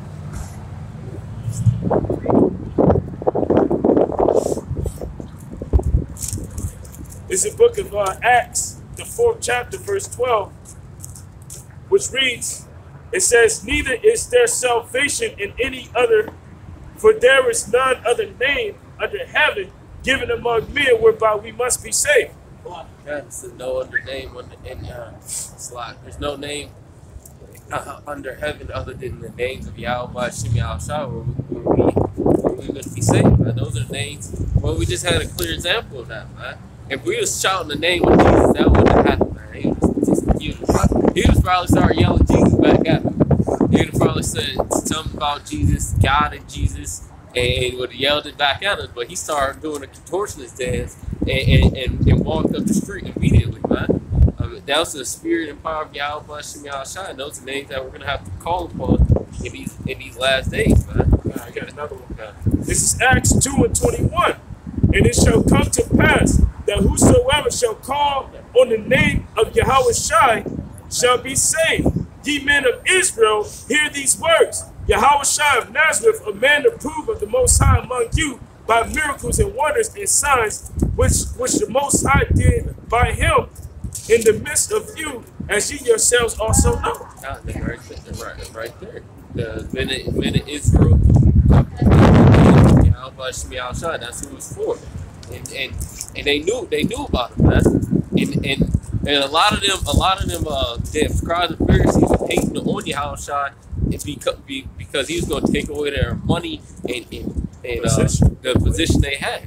They couldn't refute that the miracles like the miracles Peter did in Acts 2. They couldn't refute what he did through the name of Yahweh Shem Yahushua. They can. In these last days, man, because it's all through faith at the end of the day, man. It's all through faith. It's all through faith in the Hebrew. In the Hebrew, that the names of the Yahweh Shem Yahushua is those names. Okay. This is the book of Jeremiah 6:16. And it reads, it says, Thus saith the Lord, stand ye in the ways and see. As for the old paths, where is the good way, and walk therein, and ye shall find rest for your souls. But they said, we will not walk therein. Yeah, you should walk in the seek the old paths. You know, then you can find some type of rest and peace of mind that you have. Because our people, the scriptures say, they try to seek a way, but they never coming into the understanding. Not to butcher it, but you know. Yeah, ever learning, but never able to understand. Exactly, and if you ever learning something, you're seeking after. You know, you have a person who would go online trying to find out who my real dad is. They're bugging out because they want to know. You know, they go on websites and stuff, so they have no rest. You know, they might bug them out mentally, but we have the true understanding of our Lord. We have the true understanding of his Father, okay, what this thing really actually means, you know. And so what? We're seeking the old paths, how we should be, because we're Hebrew Israelites, man. We're not black, okay? We're not Africans either. And the key word Hebrew Israelites. Jesus isn't Jesus. The word Jesus is not Hebrew. The word God isn't even Hebrew. Those are the words that they translated to God itself means Allah, which is power. Well, and usually when you go into it, like in Genesis, it goes into Allahim, which is powers. So we have to know Hebrew to be calling ourselves Hebrew Israelites. Jesus is not a Hebrew word. It said that the Lord spake unto Paul in the Hebrew tongue, which is in Hebrew. There's no what is it? Help me out. What letters aren't in the Hebrew? J, E, U, V. And two of those letters those three of them are in Jesus. J, E, and U, which those aren't in the Hebrew. So that cuts out Jesus immediately. And it cuts out those other names like Yeshua or the different Yahuwah, Yahweh, yeah, Jehovah. God, it cuts those other translations out, because when you go into that Hebrew language, the Paleo Hebrew is all those letters are in there, which when you bring it up, it will equal Yahusha. But shit, I'll get in the blue letter real quick. Your brothers are speaking on Yahushua, because Yahushua came to save the elect, mainly, but he came to save the whole nation of Israel. Well, Yahushua came back for a spiritual reason as well, a spiritual aspect to the law. Certain things that you have to do that's against the law, but you have to do it for a spiritual reason. Because there are Pharisees, there are men who actually were relying straight up on the law. If they would look down upon people if they went off on the law, which you're supposed to keep to the best of your ability. That's the reason why Yahushua said that which the Pharisees bid you to do, but do not as they do, because they were breaking the law. And even Yahushua encouraged keeping the law, statutes, and commandments. And he did it by summing them up into two. He said, love the Most High with your whole heart, mind, body, and soul, and love your neighbor the same. And on these two hang all the laws, and the prophets, man. And they hated that. You're doing this on the Sabbath. You're saving an ox or your ass out a ditch on the Sabbath day. But what you have to save it, because otherwise you'll lose it. So that's a spiritual aspect. But that's totally against what they believe in. That's why they didn't accept Yahushua. Yahushua, our Lord, wasn't accepted. It's just based on, because he wasn't even saying who he was. You know what I'm saying? And that's the thing. They just downplayed him like he was a regular old Jake. Because if Yahushua came here on planet Earth, y'all would tell him to get a job. Yeah, y'all would tell him he need to shave.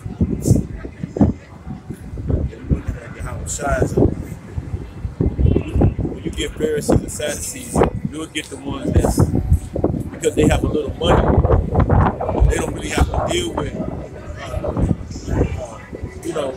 like your famous, like your churches right now. You get the uppity guys, people in the church that may have money, that have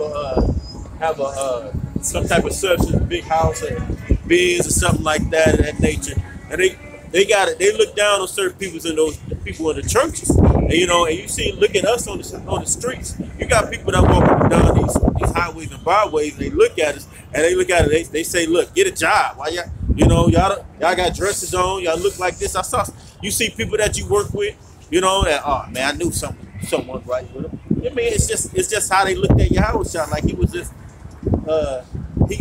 they heard all about him, but they heard what he did, the things he did, but some of them didn't see him in person, especially A lot of some of them see him in person, but when they heard about him, you see the Pharisees wanted to get him out of there. Why they wanted to get him out of there? Because what, it's gonna take their place out of where they wanted to be. They wanted to keep getting those riches or being able to have a 501c3 charter where they can get all their money, which is until we got the mega churches today. You know, so it's nothing different. It's nothing new under the sun. It's the same type of cipher and circle that we deal with in Israel. You know, and men. You look. It's the same thing. Just we gotta suffer like Yahweh Shai. We gotta go through the same things Yahweh Shai went through. So the same thing Yahweh Shai went through, but we can't go through as much what he actually went through. The things that he had to go through. You know what I mean? But we still gotta suffer. God, hey, yeah, we're not gonna get up on the cross or be crucified and nailed to a cross or anything like that. But the scriptures does say that Paul said, "I fill up those measures that was left behind in Yahweh Shai." So we gotta suffer, man. We gotta catch hell for his name. That his name may be magnified. His brother got a scripture. This is 2nd Ezra chapter 9, verse 31. For behold, I sow my law in you, and it shall bring fruit in you, and ye shall be honored in it forever. But our fathers which received the law kept it not, and observed not thy ordinances, and through the fruit of thy law did not perish, neither could it, for it was thine. Yet, verse 33, yet they that received it perished, because they kept not the thing that was sown in them. And now one of the main things that's part of the law is, keep the Most High's name. That's right. Honor his name. You're supposed to keep his name. And that's part of, the 10 of the 613 commandments that we got. So that's one of the main things we got to keep. And then we got to keep the son's name as well. That's right. Right. So what I was speaking on that, we see Yahweh Shai was being seen as basically like the president. Now you see men out here, Joseph's son. Joseph, that's all he was. That's all he was looked at. Now you look at us and you see men of the Lord who stand out here on the highways and byways and like, man, ain't that block so and so? Man, that's how they look at us. I basically want to tell your parents, you way of age to do anything you want to do. You know what I mean? You see things of that nature, they laugh, and then on top of that, some of the Pharisees, a lot of the ones that's out were in that upper echelon. They didn't know how Yahweh Shai looked. You know how we know? When Judas kissed him. That's how they figured out who he was. Because he didn't look like he didn't have this big old gold robe on when he walked through. That's expected. Yeah, exactly. They expected that. They looked at certain things about what would he come in? He came in just humble, humble manner. So things we have to go through, bro. To get this, we gotta go through this furnace. We gotta go through this furnace to earn this, man. We gotta go through this hell, bro. That's right. We got a precept. This is John 15 and 20. Remember the word that I said unto you. The servant is not greater than his Lord. If they have persecuted me, they will also persecute you. If they have kept my sins, they will keep yours also. They gonna persecute you. Hey, the sin. Hey, them niggas, man, are the biggest hypocrites. The brother I just quoted, do what they say, not as they do. Basically, when they out here, you gotta deal with the everyday woes plus your own, things that you live the way we live.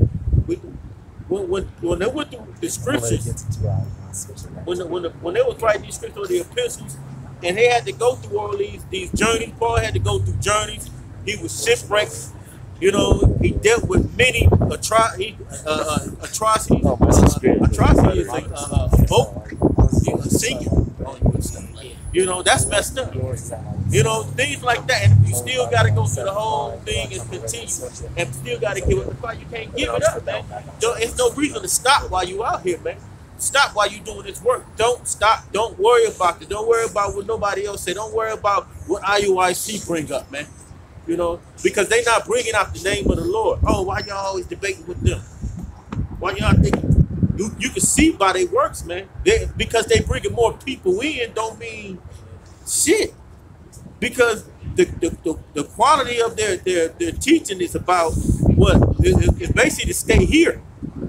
They don't want to move from out of here. Our faith, and I'm a coin from Nate, faith-based Israelites. Man, ain't that what we're supposed to have? You know, the just shall live by faith. So that was something to be the slight, basically great millstone. Let's say it like that. You know, he just said that, but he got faith, man.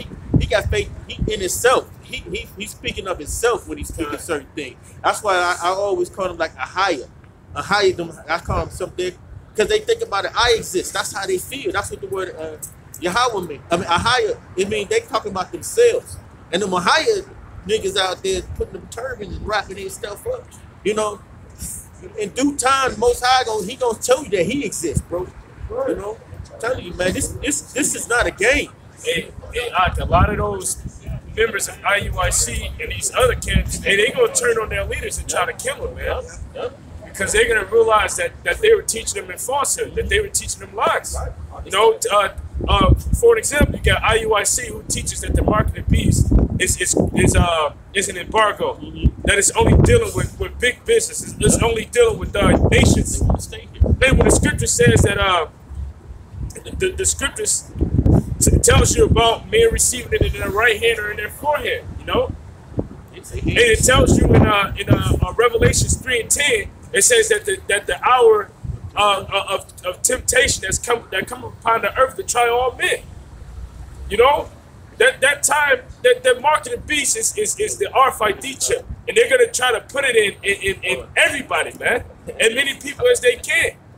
But these people at IUIC, when this time hit in the time of Jacob trouble, and they implement people with that chip, when they putting that chip inside of people, it ain't gonna turn on Nate, man. They gonna say, hey, you lied to us, man. You told us that it was a big business. You told us that it was nations receiving an embargo, which an embargo means you can't trade, man. So that's stupidity right there. With the RFID chip, if you take the RFID chip, that means that you can buy, sell, you can work, you can trade. That's simplicity. And then if it was big business, if it was dealing with nations, why does the scripture say that nations were standing that the merchants were standing afar off weeping for this place? If it was talking about that. So that goes to show you y'all don't have any wisdom because the spirit of Yahweh Bashem Yahushua ain't dealing with you. That's right. And then also you got people out there teaching that it's Christianity. Now hold on, think about it for a second. If it was Christianity, none of these Israelites are going to be saved, man. That means that that means that only a handful of Israelites are going to be saved. If it was talking about philosophy, you know, these people are simple. Because if the mark of the beast is part of Esau's philosophy, you know, he's trying to use that mark of the beast so that he can gain so that he can reign as a god over the world, man. This is Luke chapter 11, verse 52. Woe unto you lawyers, for ye have taken away the key of knowledge. Ye enter not in yourselves, and them that were entering in ye hindered. You know, so hinder them. How do you hinder them? By not giving them the name, telling them that the mark of the beast, Devil child that's hell. Christianity. Mark of the beast got to be anything other than the actual mark of the beast, which is the RFID chip. You know, this is how you hinder them. People who actually were on the path, you know, that very, very narrow path. Get a devil child of hell. Put a little stumbling block in their way. Devil child they of hell. trip up. You know, Just look it up. says, you know, let not thy person take thy crown. You know, because this is a very, very narrow road. And, you know, you got people that says, well, they're going to have the worst. Because you're the ones that's, you know, making people, you know, err. And they stumble.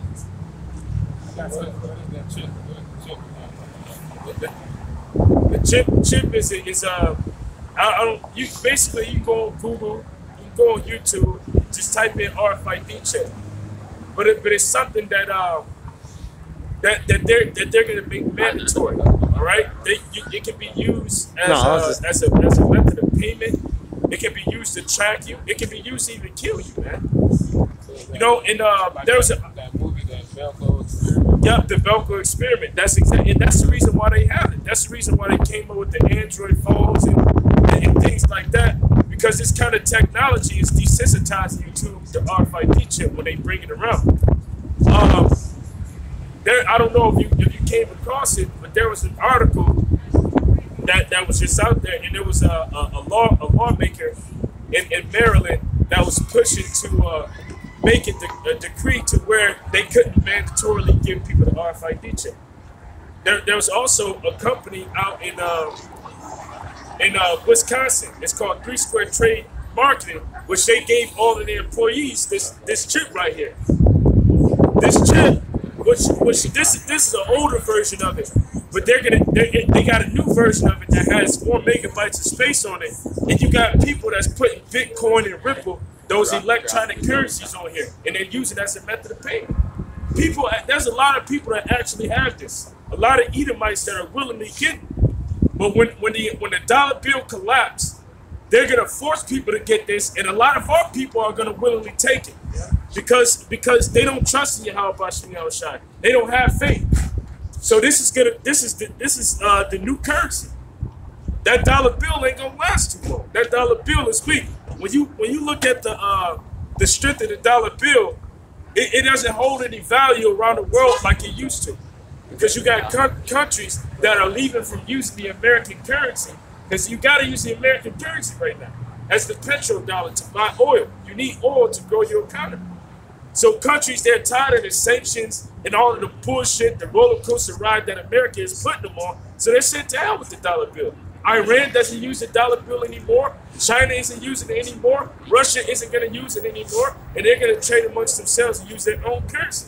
So the strength of the American dollar is through. These elites know it. So what they're going to do is completely collapse it. So that's the reason why we're out here, to tell our people to brace for that. Because when that happens, when they collapse that dollar bill, you ain't going to just be able to wake up and to go to work and say, okay, well, I'm going to punch in today. You're going to need one of these to do that. When all hell break loose and there's chaos in the streets of America and around the world, and people are dying because there's a great famine. You know what the Bible tells you about the famine in the Bible tells you about the famine in 2nd Ezra, the 15th chapter. You know, the hell that's about to come upon this place. This is going to be their solution. There's something called order out of chaos, order out of chaos. The ones that are on top, they're causing. Okay. He got that free stuff. Yeah. 13 to 16. Somebody grab 2nd Ezra, 15th chapter. I just can you grab this? Yeah. Revelations chapter 13, verse 16. And he caused all, both small and great, rich and poor, free and bond, to receive a mark in their right hand or in their foreheads,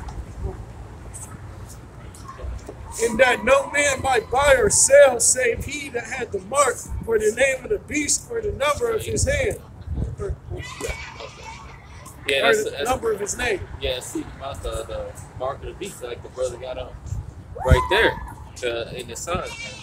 RFID chip, that's gonna be the new currency for the world. The dollar system, all that madness that they got right now, it's gonna completely change up, because they're gonna push this out.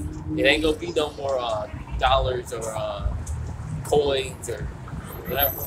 The pennies and all that, they're gonna get rid of all that. They're gonna bring this new system out, the RFID system. That's what everyone has to follow. And if you don't want to follow it, they're gonna put you to death.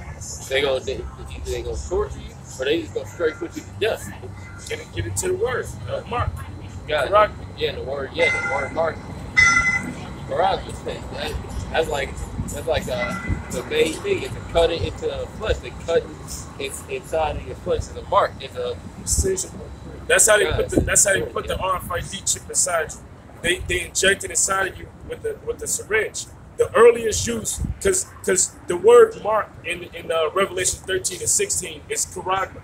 The earliest use for the word charagma outside of the Bible means the bite of a serpent. You know, so the serpent in this time is the so-called white man in their system. They're that dragon in the book of Revelations, and basically when you take that RFID chip, that's like you letting the serpent bite you and put their venom inside of you. You know, a serpent has those fangs, those sharp teeth, and what they do is they bite inside you and they impale the flesh. They make an incision inside of the flesh, and that's how they put that venom inside of you. You know, this is the venom of the so-called white man, and it'll kill you, man. You're gonna receive death for receiving that. You know, so they take a syringe. Charagma means a cutting board incision in the flesh. They take the syringe and they